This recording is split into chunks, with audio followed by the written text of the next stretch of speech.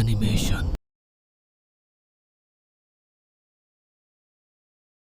পৃথিবীতে এমন কিছু জায়গা আছে যা ম্যাপে থাকে ঠিকই, কিন্তু মানুষের স্মৃতির মানচিত্রে সেগুলোর অবস্থান নিষিদ্ধ।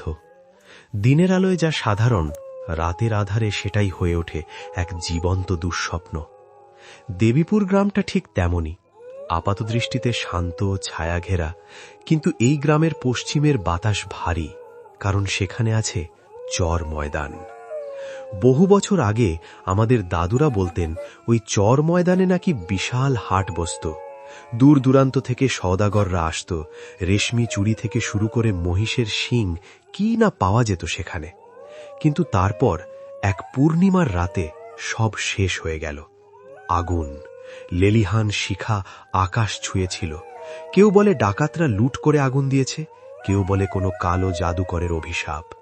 সেই রাতে হাটের শত শত মানুষ, ক্রেতা বিক্রেতা, শিশু বৃদ্ধ, সবাই আগুনের ধোঁয়ায় মিলিয়ে গিয়েছিল। অদ্ভুত ব্যাপার হলো, আগুন নেভানোর পর একরত্তি ছাই ছাড়া আর কিছুই পাওয়া যায়নি। না কোনো হাড়গোড়, না কোনো পোড়া লাশ, তারা যেন বাতাসের সঙ্গে মিশে গিয়েছিল। সেই থেকে চর ময়দান পরিত্যক্ত।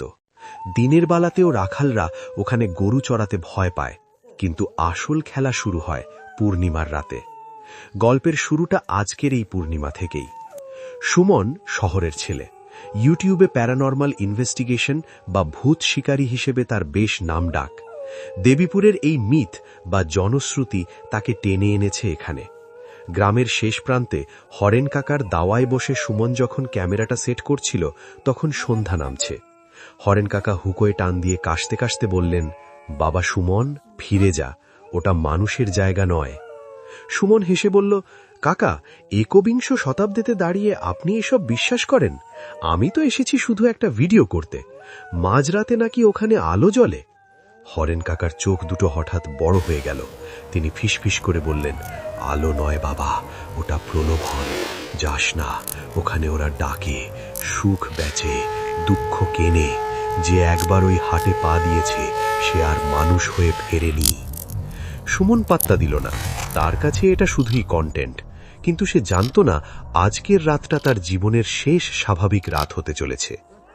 রাত 12টা, আকাশে থালার মতো গোল চাঁদ। সেই চাঁদের আলোয় দেবীপুরের কাঁচা রাস্তাটা যেন রূপোর ফিতের মতো জ্বলছে।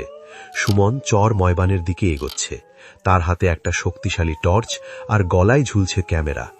চর ময়দানের কাছে আসতেই বাতাসটা যেন বদলে গেল। এতক্ষণ ঝিঁঝি ডাকছিল, হঠাৎ সব চুপ, পিন পতন নিস্তব্ধতা। মাঠটা বিশাল, যতদূর চোখ যায় শুধু ধুধু প্রান্তর। মাঝে মধ্যে দু একটা বাবলা গাছ কঙ্কালের মতো দাঁড়িয়ে আছে। সুমন ক্যামেরার রেকর্ড বাটন অন করল। হ্যালো ভিউয়ার্স, আমি এখন দেবীপুরের সেই অভিশপ্ত চর ময়দানে। ঘড়িতে সময় রাত 12:10। আপনারা দেখতে পাচ্ছেন মাঠ একদম ফাঁকা। কথাটা শেষ হলো না। হঠাৎ সুমনের নাকে একটা গন্ধ এলো, পোড়া কাঠ আর ধুনোর গন্ধ মেশানো এক অদ্ভুত সুবাস। আর ঠিক তখনই মাঠের ঠিক মাঝখানটায় কুয়াশা জমতে শুরু করল, ঘন সাদা কুয়াশা। মনে হলো মাটি ফুঁড়ে মেঘ উঠে আসছে, আর সেই কুয়াশার বুক চিরে জ্বলে উঠল আলো। একটা নয়, দুটো নয়, শত শত লণ্ঠন। সুমন নিজের চোখকে বিশ্বাস করতে পারছিল না। একটু আগেও যেখানে শুধু অন্ধকার আর ঘাস ছিল, সেখানে এখন হাজার হাজার মানুষের সমাগম, সারি সারি দোকান, বাঁশের খুঁটিতে টাঙানো শামিয়ানা। সুমন ভয়ে কেঁপে কেঁপে একটা বাবলা গাছের আড়ালে লুকালে। তার ক্যামেরা চলছে। লেন্সের জুম বাড়িয়ে সে যা দেখল তাতে তার রক্ত হিম হয়ে গেল।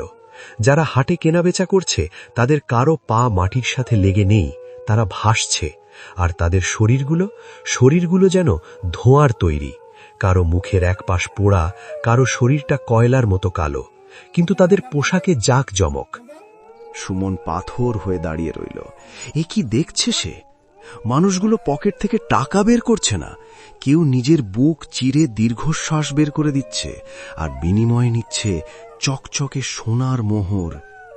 কেউ বা নিজের ছায়াটা কেটে দিয়ে দিচ্ছে দোকানিকে, আর কিনছে এক শিশি রঙিন তরল যার গায়ে লেখা সুখ।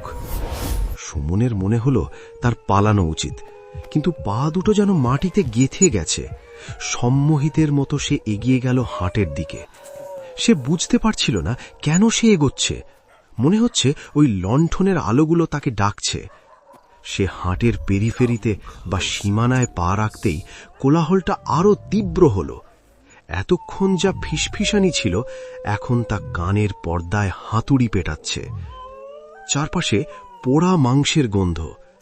একজন বুড়ি, যার চুলগুলো আগুনের শিখার মতো উড়ছে, সে সুমনের সামনে এসে দাঁড়াল। তার হাতে একটা ঝুড়ি, ঝুড়ির ভেতর কতগুলো মানুষের কাটা কান আর আঙুল। বুড়িটি খিক খিক করে হেসে বলল, ওরে জ্যান্ত মাংস, কি নিবি? স্মৃতি বেচবি? তোর ছোটবেলার স্মৃতি দে, আমি তোকে রাজত্ব দেব। সুমন চিৎকার করতে চাইল, কিন্তু গলা দিয়ে স্বর বের হল না। চারপাশ থেকে ছায়ামূর্তিগুলো তাকে ঘিরে ধরল। তাজা প্রাণ, নতুন খদ্দের, ওর আয়ুটা আমার চাই। সুমন দেখল সস্তায় সুখ বিক্রি করা লোকটা তার দিকে এগিয়ে আসছে। লোকটার চোখ নেই, চোখের কোটরে দুটো জ্বলন্ত কয়লা। সে বলল, বিনিময় প্রথা বাবু, বিনিময় ছাড়া এখান থেকে কেউ ফেরে না। তোর ভবিষ্যৎটা দিয়ে দে, আমি তোকে অতীত ফিরিয়ে দেব। সুমন প্রাণপণে পেছাতে চাইল, কিন্তু তার পেছনেও ভিড়। মনে হচ্ছে হাজার হাজার বছর আগের সেই অভিশপ্ত রাতে যারা পুড়ে মরেছিল, তারা সবাই আজ তাকে গ্রাস করতে চায়। হঠাৎ হাটের মাঝখানের সেই বিশাল অগ্নিকুণ্ডটা দপ করে জ্বলে উঠল। আগুনের রং লাল নয়, নীল। সেই আগুনের লেলিহান শিখার মাঝে সুমন দেখল শত শত মুখ, তারা যন্ত্রণায় চিৎকার করছে। সেই চিৎকার মানুষের নয়। সুমনের মনে পড়ল হরেন কাকার কথা। ওটা প্রলোভন। সে চোখ বন্ধ করে ফেলল। পকেট থেকে বের করল তার মায়ের দেওয়া একটা ছোট্ট হনুমান চালিসা। সে বিড়বিড় করে কিছু একটা বলতে চাইল। ঠিক সেই মুহূর্তে একটা ঠান্ডা হাত তার কাঁধ স্পর্শ করল। সুমন চমকে চোখ খুলল। সামনে দাঁড়িয়ে আছে এক বছর 10 বাচ্চা মেয়ে। মেয়েটার সারা শরীর ঝলসানো, কিন্তু হাতে একটা মাটির পুতুল। মেয়েটা বলল, কাকা, তুমি পালাও, ভোর হতে আর দেরি নেই, ওরা তোমাকে খুঁজছে। ওরা কারা? সুমন তোতলাল। যারা আগুন দিয়েছিল, মেয়েটা বলল। ওরা এখনো খদ্দের খোঁজে। আমাদের মুক্তি নেই, কিন্তু তোমার আছে। দূরে ভোরের আজানের শব্দ ভেসে এলো খুব ক্ষীণভাবে। আজানের শব্দ কানে আসতেই হাটের মধ্যে হুলুস্থুল পড়ে গেল। লণ্ঠনগুলো দপ দপ করে নিভতে শুরু করল। ছায়ামূর্তিগুলো ধোঁয়ার মতো পাক খেতে খেতে মাটির নিচে ঢুকে যেতে লাগল। সেই ভয়ানক বিক্রেতা চিৎকার করে উঠল, না, আর একটু সময়, আর একটু। বাতাসে একটা প্রবল টান তৈরি হল। পালাও! বাচ্চা মেয়েটা ধাক্কা দিল সুমনকে। সুমন দৌড়াতে শুরু করল। পেছনে তাকালো না। তার মনে হচ্ছিল তার পায়ের নিচে মাটি সরে যাচ্ছে। পেছনে শোনা যাচ্ছে হাজার মানুষের সম্মিলিত দীর্ঘশ্বাস, হতাশার দীর্ঘশ্বাস। সুমন যখন দৌড়ে গ্রামের রাস্তায় এসে পড়ল, তখন পূব আকাশে লাল আভা। সে জ্ঞান হারিয়ে পড়ে গেল হরেন কাকার দাওয়ার সামনে। পরের দিন সকালে গ্রামের ডাক্তার এসেছে। সুমনের জ্ঞান ফিরেছে, কিন্তু সে কথা বলছে না, শুধু শূন্য দৃষ্টিতে তাকিয়ে আছে। হরেন কাকা সুমনের ক্যামেরাটা কুড়িয়ে পেয়েছেন। তিনি ওটা অন করলেন। ভিডিও ফাইলে শুধু অন্ধকার, আর সেই অন্ধকারের মধ্যে একটানা শোঁ শোঁ শব্দ। কোনো ছবি ওঠেনি, শুধু শেষ কয়েক সেকেন্ডে একটা অস্পষ্ট শব্দ রেকর্ড হয়েছে।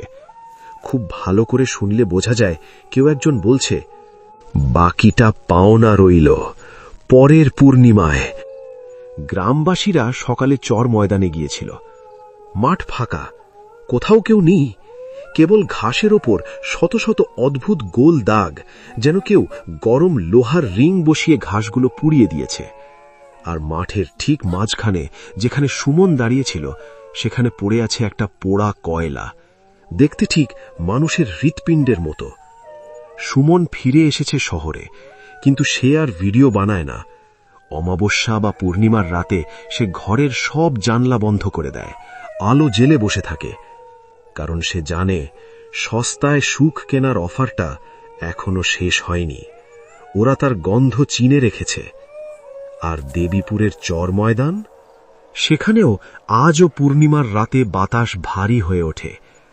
আজও হয়তো কোনো পথভুলো পথিক শোনে, দুঃখ বদলে নিন সোনায়, এই নিন সস্তায় সুখ।